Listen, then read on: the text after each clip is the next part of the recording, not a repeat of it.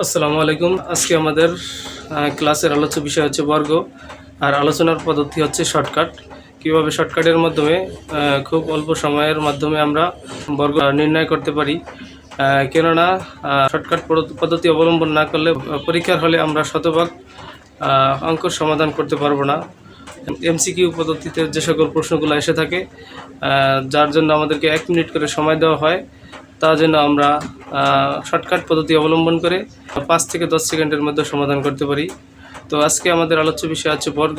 যদি পরীক্ষার হলে এভাবে অঙ্কগুলো দেওয়া থাকে যে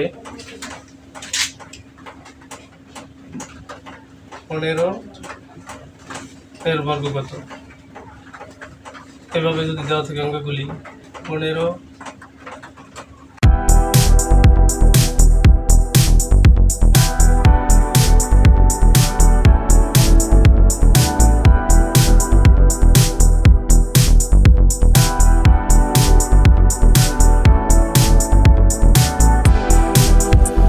এভাবে বর্গ করে থাকি।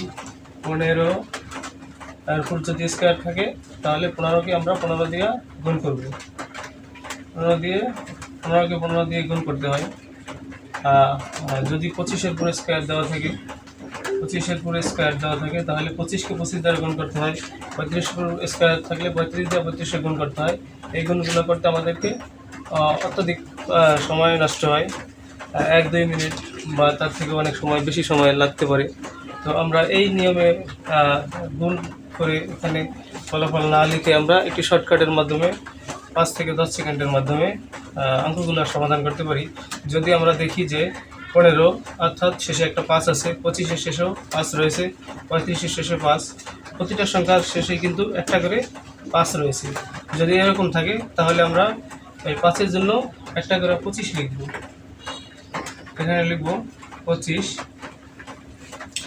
আর এই একের দ্বিগুণ, 1কে আমরা দ্বিগুণ করবো। 1-এর দ্বিগুণ হচ্ছে 2, ওই 2কে আমরা 1-এর সাথে গুণ করে সামনে লিখে দেব, তাহলেই এটার বর্গ করা হয়ে যাবে। তাহলে 1-এর দ্বিগুণ হচ্ছে 2, 2-কে 2, আর 2কে আমরা 1-এর সাথে গুণ করব, তাহলে 25। আমাদেরকে কিন্তু 10 সেকেন্ড সময় লাগে নেই। আবার যদি 25-এর 5-এর জন্য একটা 25 লিখবো আমরা। আর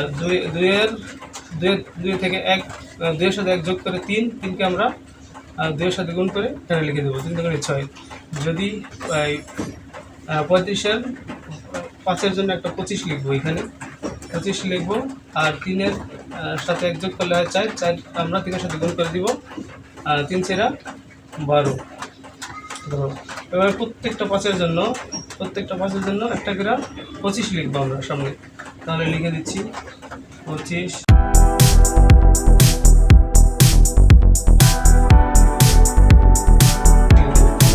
এখন আমরা এই পর্যন্ত করছি। 15, 25, 35 এই তিনটার সমাধান আমরা করে ফেলছি। এখন 45-এর এখানে আছে 4, 4-এর সাথে 1 যোগ করলে হয় 5, ওই 5 আবার 5 হয়। 5-এর সাথে আমরা 4 গুণ করবো, 4 × 5 = 20। এখানে আছে 5, তার সাথে 1 যোগ করলে হয় 6, 6কে আমরা 5-এর সাথে গুণ করে দেবো, 5 × 6 = 30। এখানে আছে 6, 6-এর সাথে যোগ করলে হয় 7, 7-এর সাথে আমরা 6 গুণ করে দেব, 6 × 7 = 42। এখানে আছে 7, 7-এর সাথে 1 যোগ করলে হয় 8, 8কে আমরা 7-এর সাথে গুণ করে দেব, 7 × 8 = 56। এখানে আছে 8, 8-এর সাথে যোগ করে দেবো হয় 9, 8 × 9 = 72। এখানে আছে 9, 9-এর সাথে আমরা 1 যোগ করে দেবো, 10, 9 × 90। এখানে আছে 10, 10-এর সাথে আমরা 1 যোগ করে দেব, তাহলে হয় 11, 11কে আমরা 10-এর সাথে গুণ করলে পাই 110, 10, 11 = 110, 110। এখানে আছে 11, 11-এর সাথে 1 যোগ করলে হয় 12, 12কে আমরা 11-এর সাথে গুণ করে দেব, 12কে 11-এর সাথে গুণ করলে হয় 132। তাহলে আমরা সবগুলা সংখ্যার সমাধান করতে পারছি। আর এই অঙ্কগুলো যদি আমরা প্রত্যেকটা যত দেওয়া আছে ততর সাথে যদি আমরা তত গুণ করে এখানে রাফ করে পরে এই জায়গায় লিখতাম, তাহলে আমাদের অনেক সময় নষ্ট হতো। সবগুলো অঙ্ক করতে প্রায় আমাদের প্রায় আধা ঘন্টা সময় চলে যেত।